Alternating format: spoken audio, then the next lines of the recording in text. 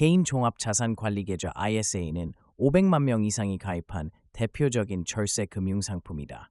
여러 금융 상품을 한 계좌에서 운용하면서 세금 부담을 낮출 수 있다는 점에서 만능통장이라는 별칭도 붙었다.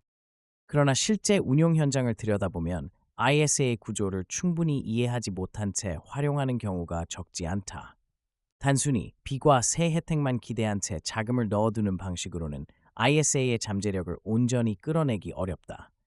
최근 ISA 제도 개편 논의가 이어지면서 관심은 다시 높아지고 있다.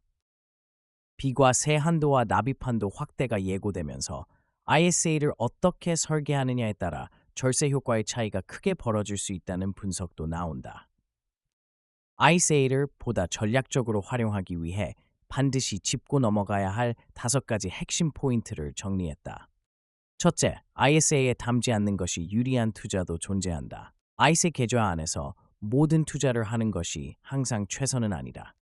대표적인 예가 국내 상장 주식이다. 국내 주식의 매매 차익은 원칙적으로 비과 세 대상이기 때문에 굳이 납입 한도가 정해진 ISA 계좌 안에 담을 실익이 크지 않다. 한정된 납입 한도를 국내 주식으로 채우는 것은 절세 공간을 스스로 줄이는 선택이 될 수 있다. ISA는 배당 소득이나 이자 소득처럼 본래과 세 대상이 되는 금융 상품에 집중할 때 효과가 극대화된다. 둘째, ISA는 일정 기간마다 새로 설 구조를 갖고 있다. ISA는 무가입 기간이 경과하면 계좌를 정리하고 다시 가입할 수 있다. 이 과정에서 비과 세 한도를 다시 적용받을 수 있다는 점은 장기 운용자에게 중요한 의미를 갖는다. 계좌를 장기간 유지해 수익이 크게 늘어날 경우 비과 세 한도를 초과한 부분에는 세금이 부과된다. 반면 일정 주기로 계좌를 재구성하면 이익이 누적되기 전에 비과 세 혜택을 반복적으로 적용할 수 있다. 다만 소득 요건 변화나 금융소득 종합과 세 대상 여부에 따라 재가입이 제한될 수 있어 사전 확인은 필수다. 셋째, 만기 자금을 연금 계좌로 이전하면 추가 절세 효과가 발생한다. ISA의 또 다른 장점은 연금 계좌와의 연계다. 만기된 ISA 자금을 일정 기간 내에 연금저축이나 개인형 퇴직연금 계좌로 이전하면 이전 금액의 일부에 대해 추가 세액공제를 받을 수 있다. 이는 기존 연금계좌 세액공제 한도와 별도로 적용되는 구조다. ISA를 통해 자산을 형성하고 이를 노후 자금으로 전환하면서 세금 혜택까지 이어가는 방식은 장기 재무 설계 측면에서 활용 가치가 크다.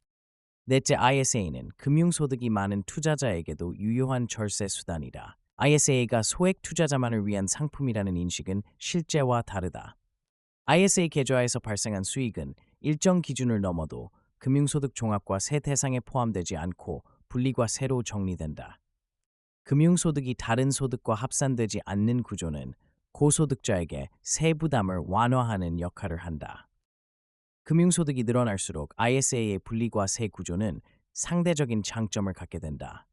다섯째, ISA에서는 손실까지 고려한 과세가 이루어진다. 일반 계좌에서는 상품별로 이익이 발생하면 손실 여부와 관계없이 세금이 부과된다. 반면 ISA는 계좌 내 모든 금융상품의 손익을 합산한 뒤 최종 순이익을 기준으로 과세한다. 이른바 손익통산 구조다. 일부 상품에서 손실이 발생하더라도 다른 상품의 이익과 상계할 수 있어 실질 세부담이 낮아진다. 다양한 자산에 분산 투자할수록 IS 구조적 장점은 더욱 분명해진다. ISA는 단순한 비과세 통장이 아니라 구조를 이해할수록 활용도가 높아지는 금융도구다.